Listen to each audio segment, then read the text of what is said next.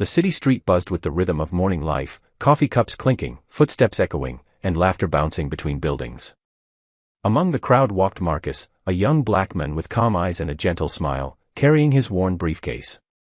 He had just gotten his first big job interview and could almost taste a new chapter of hope. But as he stepped toward the cafe door, a sudden voice cut through the air, sharp and cold. A woman standing nearby glared at him and shouted, "Go back to Africa." The laughter around them fell silent. Every eye turned toward Marcus. Time seemed to freeze. For a brief moment, anger rose in his chest, but behind it was something deeper, a quiet strength.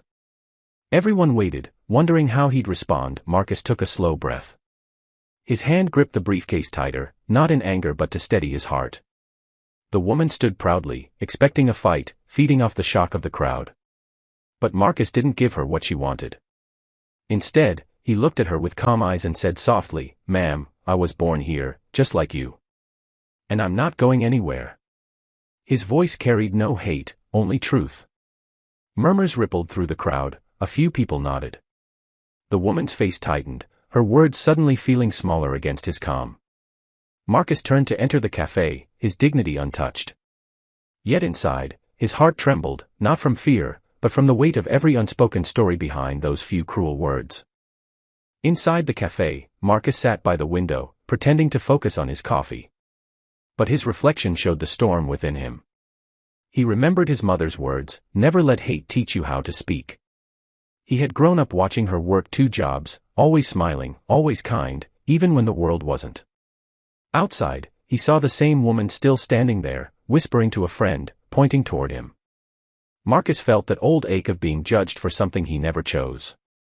Yet, somewhere deep inside, he knew that every moment like this was a test, not of his worth, but of his strength to rise above it. And he had promised himself long ago that he would. As Marcus stood to leave, fate gave him a twist he didn't expect. The same woman stumbled on the sidewalk, twisting her ankle. Her friend rushed to help but couldn't lift her. Without hesitation, Marcus ran out, set down his briefcase, and offered his hand. The woman froze, embarrassed, unsure. The same man she'd insulted was now helping her stand. "Are you okay, ma'am?" he asked gently. The crowd watched again, but this time in silence of a different kind, one filled with awe. Her eyes softened for a moment, realizing the humanity she had refused to see. He didn't lecture her, didn't shame her. He simply showed compassion, the kind that makes hearts question themselves. Later that day, the story spread online. Someone had filmed it all, the insult, the silence, the act of kindness. Overnight, Marcus's calm response became a symbol of grace under fire.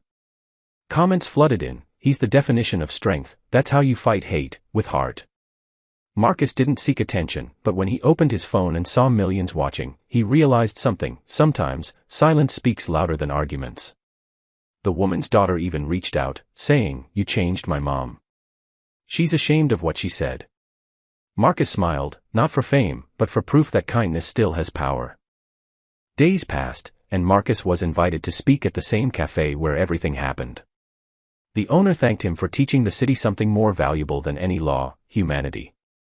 Standing before a small crowd, Marcus said, "We all come from different roots, but our branches reach the same sky. Hate divides, compassion heals."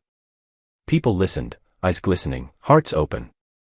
Even the woman who once shouted at him stood in the back, tears in her eyes. She couldn't take back her words, but she could start again. Marcus nodded at her softly, forgiving without a word. Sometimes, the loudest redemption is silent. Months later, Marcus walked down that same street, now familiar faces greeting him with warmth. A mural of his image had been painted nearby, with the words, "Go back to love." He smiled, knowing that pain had become purpose. The woman now volunteered at a local community center, helping young people find hope. Their paths crossed once more, and she whispered, "Thank you for showing me who I was, and who I could be." Marcus replied gently, "We all need reminders of our humanity." As he walked away, the sun dipped behind the buildings, casting a golden light, a reminder that even in the darkest moments, one act of grace can change everything.